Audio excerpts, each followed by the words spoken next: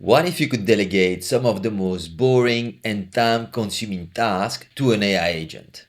From constantly answering the same questions or helping you review complex student applications, this is where an AI agent created in Copilot Studio can help.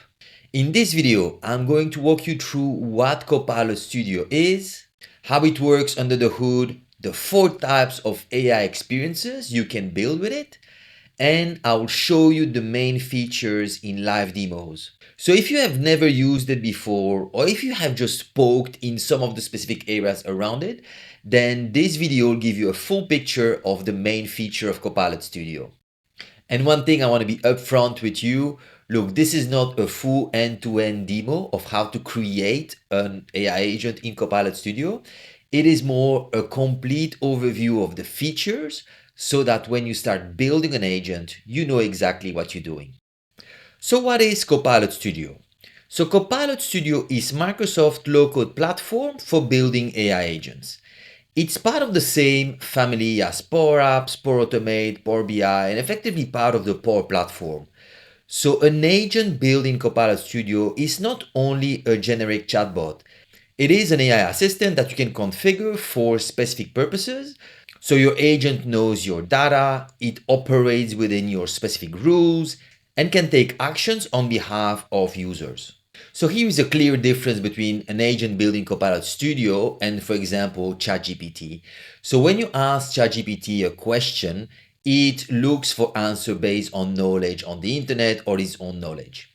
In Copilot Studio, you can specify your own internal knowledge, FAQ article, data in Dataverse. You can have specific actions that the AI agent can do, create documents in SharePoint, update records in Dataverse, or send emails using a shared mailbox within your tenant. So concretely, if a client asks the agent specific information, the agent will be able to retrieve that information from internal system and also consider your internal policies when replying to your customer. So let's start with a high level and explaining what is an AI agent in Copilot Studio. So looking at this diagram, if I untoggle the Copilot Studio tile, an AI agent is made of a few components. So you will have your instructions and rules. You can then add knowledge like SharePoint, Dataverse, additional knowledge to it. You can connect it to tools so the agent can do things, can connect to specific connectors that you use in Power Automate and so forth. You can call prompt. You can also have specific triggers that will trigger the agent to run. You can specify topics. You can also specify the large language model you want to use for your planning and your reasoning. And so these are all part of an agent. So what we will also cover in this video is the different agent experiences. So the different types of AI agent you can build in Copilot Studio. And we will also cover the Microsoft 365 Power Platform general services that you get access to when working in Copilot Studio, like authentication, security and data policies, lifecycle management, and governance. So let's take a look in more details at the agent experiences that you can get in Copilot Studio. So you typically can build AI agent to do a few specific things. So you have your user trigger agent. So think about it when in a model-driven app, for example, you might have a button like the Form Assist or a custom button that then triggers a Copilot Studio agent to do something. So that's one type of buttons, but also in Teams, right? In Microsoft Teams, you could go to custom summary and request a specific summary. So those are your specific triggered user trigger experiences. You also have your conversational experiences, right? So think about the chat experience in your N365 Copilot. You can chat with a specific agent to request specific information. You can also chat with an agent in a model-driven ad, for example. So those are your conversational experiences. Another type of experiences is your AI suggested insight. So again, it is here an AI agent suggesting some insight, some information, some content for you. So for example, in a model-driven app, you could have an AI insight suggestion box suggesting things for you, summarizing things for you. Similar in Teams, right? When you have your Teams meeting, you have your AI generated summary at the end of meeting. So automatically the insight or the summary is being generated for you. And then you have your pure autonomous agent. So for example, again, you could have in a model-driven app an agent triggered by the creation of a record that does things. So in this case, for example, we have an AI agent extracting information from an application bundle document. So it's a PDF with a lot of information in it. And we have an autonomous agent running and extracting all kind of document types from that bundle, translating the specific parts of the application in another language. So it's really an autonomous agent triggered by an action somewhere.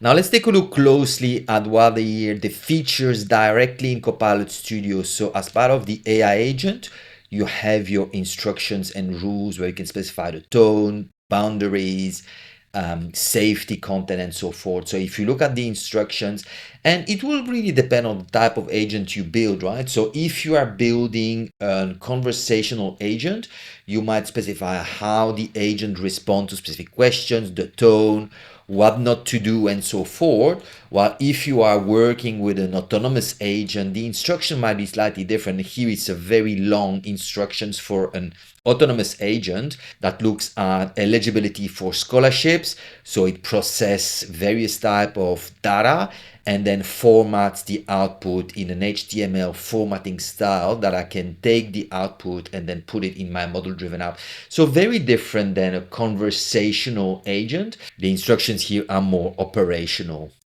Now let's take a look at the type of knowledge you can add to an agent. So as we said, you specify your instructions to an agent as seen before, but you want to maybe add additional knowledge to an agent. So remember, you can have knowledge from the web. So you can specify the agent that they can look information on the internet. They can also access information as part of the general knowledge of the models, but you can also specify additional knowledge. Like you can see here, we can point an agent to an external public website. You can add files or PDF with knowledge in it where the agent can retrieve specific information and use that. You can also point the agent to get knowledge from Dataverse tables. We can also specify the agent to have specific tools. So specific tools might be, specific, you want to maybe connect the agent and use connector to use Office 365, create records, update records, Microsoft Teams, OneDrive, Dataverse, SharePoint. So you can add these tools so that agent can do more. So it's almost like, if you think about it as if you were onboarding a new starter in your team, you give them specific instruction of things they will do. So that's part of the instructions. But then you give them access to Microsoft Teams. You give them a Teams license, right? And you tell them how they are supposed to use Team. You give them access to Dataverse, and you tell them how you want them to use Dataverse, create records, update records, read records from Dataverse, right? So basically your instructions and your tools are part of your AI agent that will be performing tasks for you. Now let's take a look at triggers. So triggers will be, for example, how do you want to start the agent? So as we said, you could have a recurrence. The agent starts on a specific times, every single day or every single hours, or on specific triggers, like when Microsoft Forms is being created, when something happens in SharePoint, when something happens in Dataverse or in Power BI. So you can use all these different triggers to start your agent. And then you can use topics. So I found topics more useful in conversational agent, where you can guide user through a specific conversation. So user asks a specific question, but then you need additional clarification answers from the user. So you can configure a topic with additional questions you want to ask your users to provide, and kind of build the flow of a conversation within a topic to guide the experience that your user has with the agent. Now let's take a look at the LLM general planning and reasoning feature. So what you can do is, within an agent, you can go and select the specific models, and this changes over time. Microsoft keeps on adding new additional models over time, so you can change the models here.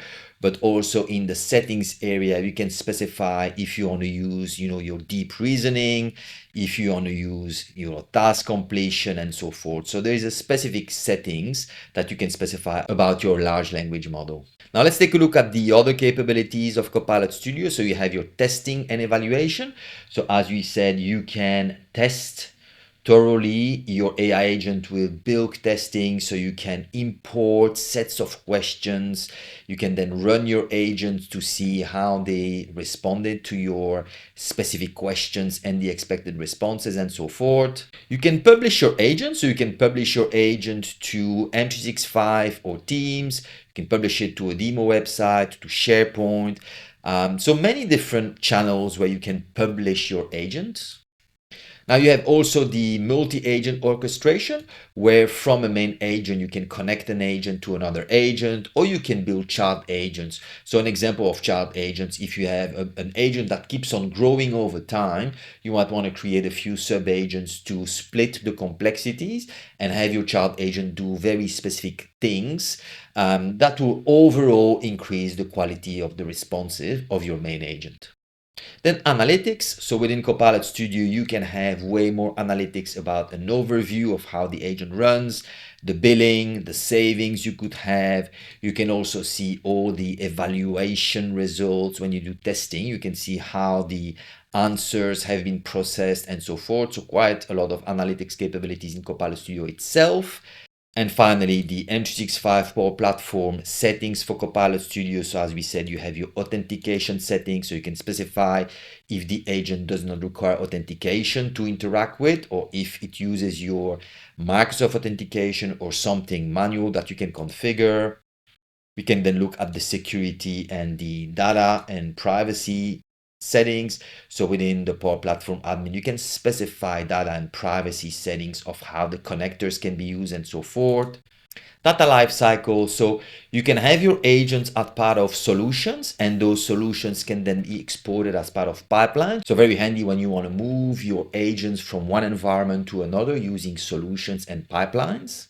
And then finally, governance, where you can view your agent and audit how they are being used, who can access to them, and so forth. So the best place to look at this is from Agent 365, where you can see the whole list of agent use within your organization.